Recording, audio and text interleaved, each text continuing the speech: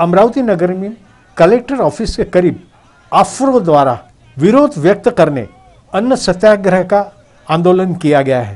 प्रस्तुत है उन्हीं की बाइट।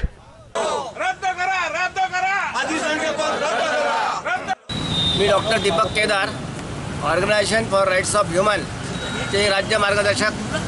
आज संपूर्ण महाराष्ट्रामध्ये प्रत्येक जिल्हाधिकारी कार्यालयासमोर ऑर्गनायझेशन फॉर राइट्स ऑफ ह्यूमनच्या वतीने आमरण उपोषणाचा कार्यक्रम सुरू झालेला आहे। अमरावती जिल्हाधिकारी कार्यालयामध्ये साधारणतः 15 ते 18 कर्मचारी आमचे आज उपोषणावर बसलेले आहेत।